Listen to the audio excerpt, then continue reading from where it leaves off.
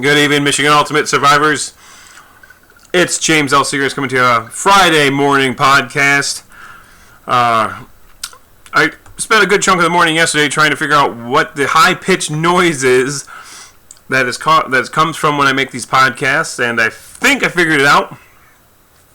I got it eliminated, and by the time I started to actually make the podcast, the rest of the family was up, and then Cassandra plugged everything back in. So I will figure that out this week, I promise you. So this weird high-pitched noise that you can hear will be gone next week, I promise.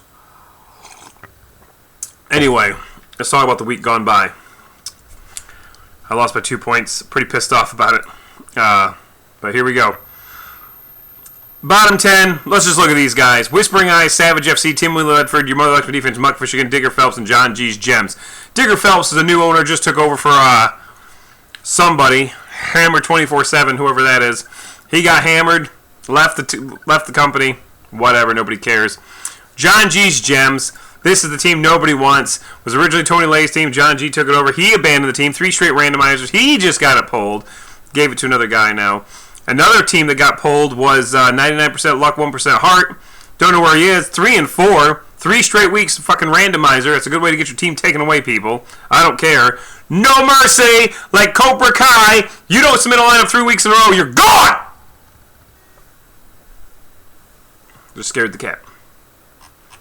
Anyway, these guys suck. Not much you can do about it. The 2-5 squad, you better start panicking. Giggle, giggle. Not very funny to be 2-5.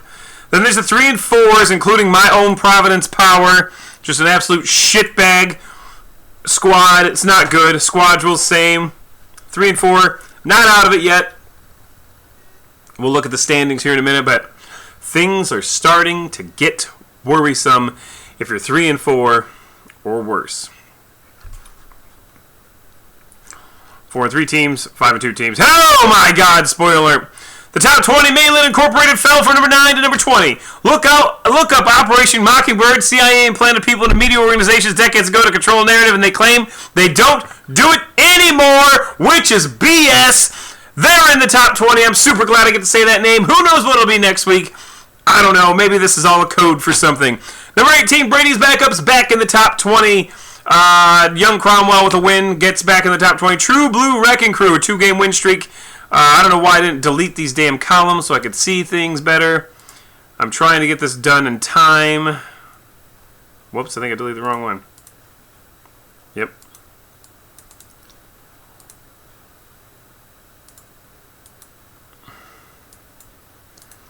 Accelerating television right here. Yeah, nobody cares. All right. Oh, you just saw the top 20. Who gives a fuck, right? The election's in a couple days. You better believe there's going to be an election special podcast on that Tuesday. We got the Clockwork Elves up from 20 to number 16, riding a 2-game win streak. Just a sniff ahead, finds himself back up in the top 20. Hernandez Hitmen Fresh from 18 to 14. Happy Holidays. They got a commercial on the Pepsi squad there.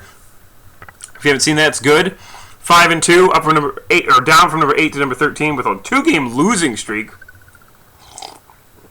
Not so happy these days. Nasty Nutria. Sarah Krasansky's team just keeps winning. They're 5-2. Danny Lane, Collector Kings, they're 5-2 as well. Rocking a 5-game or 2-game win streak. My Balzac Ertz is a 4-game win streak here. Pretty amazing. There we go. That's what I'm looking to do right there. A lot of Velada. 5-game win streak for him, up for number 11 and number 9. He's only scored 608 points, but still, he's 5-2. Fly Eagles Fly loses again, it's only the second time this year. He's down from number 3 to number 8. Cheechki is up from number 10 to number 7, 5-2. Sag Nasty's notch above top notch with also a 5-game win streak. You see that right there. It's pretty impressive. Ben, way to go. Hope you're okay. I know there were shots fired basically at your corner last night. This is not a joke. Really did happen. This would be I believe the 3rd time since I've lived in this house that shots have been fired at his corner. Like, real talk. Luckily, he's never been hurt, but he's definitely heard them, as you would have to. Then we got number 6, the Nantab Knights. They're 6-1. 574 points. By the way, Sag Nasty's only got 546 points, which is, not great. Let me go down to Providence Power. How many points they got? 604. Yeah, that's what I thought. Way more points on 3 and 4. Ben's 5 and 1. Oh, God, do you see it all? Doesn't matter. Spoiler alert. Taco Tuesday repeating the only undefeated team. He's riding a 7-game win streak, of course. It's only 593. I've got more points than the undefeated team. Oh, my God, this league drives me insane. Gotta say at one time, partisanship aside, look into Agenda 21 / Agenda 2030 and enjoy the YouTube rabbit hole. Now, we would be able to do that. No, we'd be able to do that. This is my Alex Jones impression. We'd be able to do that if YouTube wasn't controlled by, the far left. They don't want you to see the QAnon conspiracies. They don't want you to see into Agenda 21 / Agenda 2030. You don't want to. You don't want to go down the YouTube rabbit hole. They've already banned all my videos. They banned everything. They just want you to be programmed into, wear a mask, yada, yada, yada. Look into Agenda 21 / Agenda 2030. It's not good. It'll turn all the frogs gay. It'll happen. Sorry, that guy, that's my... Back to normal. He was on Joe Rogan the other day, and it caused people to cancel their Spotify subscriptions. Like, what a bunch of goddamn vaginas. Seriously. Don't fucking listen to him. I mean, that's all I got to say. I'm a little riled up today. It's a little later. Got a lot more energy than I normally do in these podcasts. Plus, nobody's in the house right now, so I can let it fly. If you don't like someone, don't listen to them. I don't like half the people on the radio. Guess what? I don't listen to them. I don't care. I'm not going to cancel any subscriptions. Jesus. By the way, Pat Provost, please incorporate the term cancel culture into your next week's team name. Although, depending on how things go on Tuesday, we might have something else. We don't know. We'll see. Anyway, Steel City Sackers, they won again. DeWians, Nam Tab Knights, all these guys, all the guys who are 6-1, whether their point values are balls or not, they're still 6-1. Sitting very comfortable coming into the final stretch of the season. Now, again though, let's say, hey, it's possible. It's possible that on Sunday, Taco Tuesday wins again, the election happens, and then they just shut everything down. And if they do that, Taco Tuesday be 8-0, and they'd be the sole winner of the Michigan Ultimate Survivor League. It could happen. Depending on what happens on Tuesday, the whole government might shut down the whole country. Could happen. You take the DMT and you talk to the cockwork elves and they tell you to shut down the economy, shut down the country. It's going to shut down, and Taco Tuesday is going to win all the money. It's going to happen. If it happens, Taco Tuesday would win. So that's what I got to say. Alex Jones, our special guest, folks. Got to find an Alex Jones mask for next week. Oh my God, it takes a lot of energy. Anyway, so I'm not going to do winners and losers because I don't have it prepared. I don't know when the hell I was going to do this. I will say winners. Let's start with losers. The Atlanta Falcons. They won last night, but oh my God. Oh, poor Todd Gurley. Just couldn't stop. You talk about being a competitor your whole life. I don't blame the guy, first of all. Your whole life, you are taught to give it your all, 100% of the time, 100% effort. Unless you're in that situation. And he realized it. He just couldn't stop in time. Fell over into the goal line. Gave Matthew Stafford a chance to come back. And I will tell you, I said it to my dad on Sunday. The greatest moment in my lifetime, okay? In my lifetime, the greatest single moment, the highest I've ever flown as a Lions fan, came the first play of last year when the first play from scrimmage, Lions are 0-0, 0-0 I should say. Sam Darnold, got a whole house of people over here, including my late cousin Jeremy, rest in peace, my brother. And my wife's cousin Michael. But yeah, the whole house is here. First play, Sam Darnold throws an interception, they return it for a touchdown, pick 6. Oh my God, the ultimate euphoric high. You talk about DMT. DMT's got nothing on what happened when Sam Darnold threw that interception. It was great. Now, because for that one moment, by the way, the Lions lost that game, but still, for that one moment, everything is right in the world. Perfection. A perfect opening to what will undoubtedly be a shitty season. For that one moment, the Lions were amazing. And then they lost, and then the last year happened. But now, why did I bring this up? Yeah, Sunday, when Matthew Stafford came back and they friggin' won that game. That's probably the second greatest moment. Because, I mean, it was very improbable. The Falcons have lost. This has nothing to do with Survivor League, by the way, but the Falcons have lost 3 games this year where the so-called experts, I don't know, they had a 98% chance of winning that game in the fourth quarter, and they've lost it 3 times, including last Sunday. Almost lost last night, too, but they didn't. So, yeah. Losers are the Falcons. Todd Gurley, I'm not going to call you a loser because, hey, you have that competitive spirit. It's got to be hard to just shut it down. Wasn't the smartest play, but at least the guy's got heart. Winner, of course, the Detroit Lions. Come on. All the Lions fans, everyone's, hey, I'm a Lions fan. I bitch about them all the time. Man, that was fun. Good Lord. And they could actually win several games in a row and actually be in the run for the playoffs. It sounds insane. Give me some cornbread over here. Hey, Poppy, bring me some cornbread, please. But that looked good. Now, also, Taco Tuesday is undefeated, people. He's got to be the winner. Got to be the winner. Every time he wins, he's going to be the winner of the group, the winner of the week. Losers. They're losers. I'm sorry, they're losers.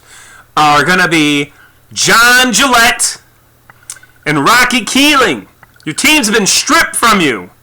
Like you're going to a restaurant, you got to put your name in and your phone number so we can contact trace your ass and say, yo, you did not submit a lineup for 3 weeks in a row. You banned. You're not banned, but if you want to get back in the league, message me. I can get a hold of the people and relinquish team. But there got to be consequences. There's got to be consequences. So your teams have been temporarily replaced with owners who care. So there's that. 11 minutes in, I haven't even talked about the standings yet. Jesus Christ. All right, Jeff Lebowski. We've got a 2-man race, but there are still 5-6 teams available in the thick of it. Starting with Zeke's Relationship Corner, Ryan Frazier, Toon Squad, Mail Incorporated, Collector Kings, and DeWyans, all looking good. We are down to the nitty-gritty. We have a 11-game regular season. This is week 8 coming up, people. Oh, God. Hold on. I had a major stock purchase. Do a reverse split. It's usually not good.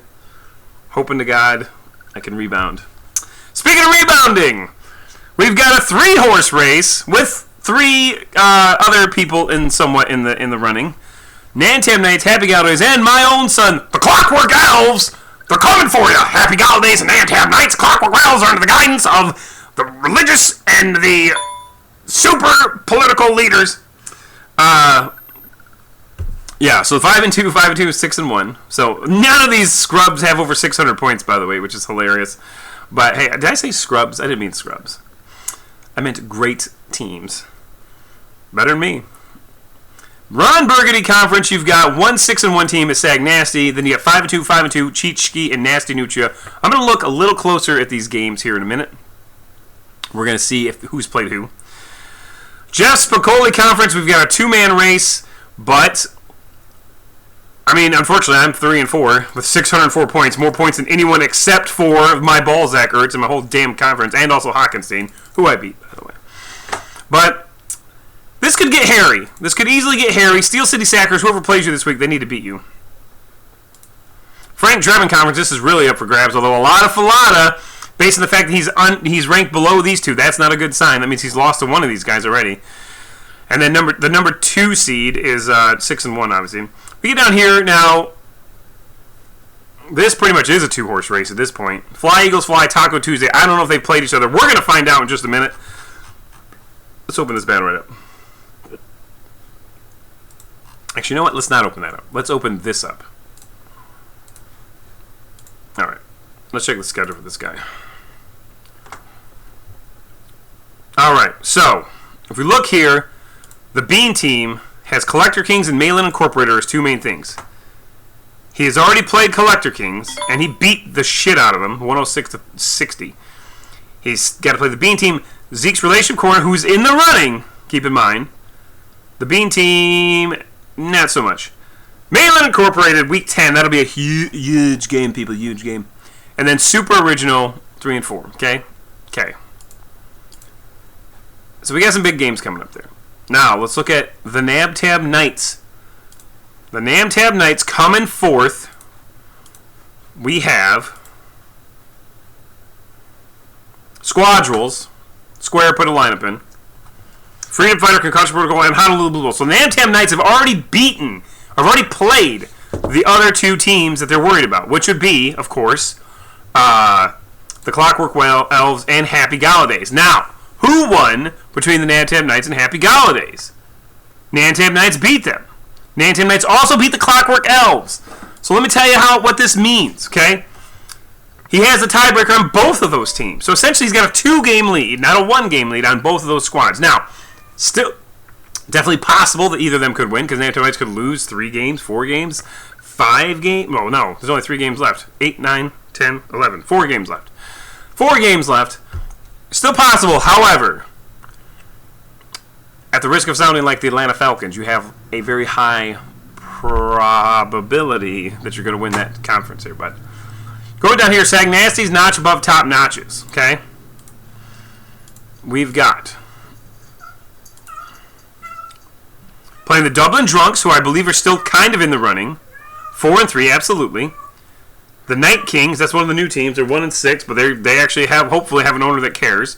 Honolulu Blues, and then the final week of the season, brother versus sister. We used to call this the Hotmail Bowl in my old fantasy league because they both still have Hotmail email addresses somehow. Sarah Krasansky formerly Sarah Miller, versus her brother, Ben Miller, in the final week of the season. Oh, get your popcorn ready. If they are still in the running, they could lose before then. It's true. Then we got Steel City Sackers, looking up to their next couple of weeks. We're getting to the point where we can do this now. I like it. They're playing Password is Taco, who, while 4-3, still in the running, was last year's champion, let's not forget, so he's got a lot of pride. Then Kikambas, 2-5, nobody cares.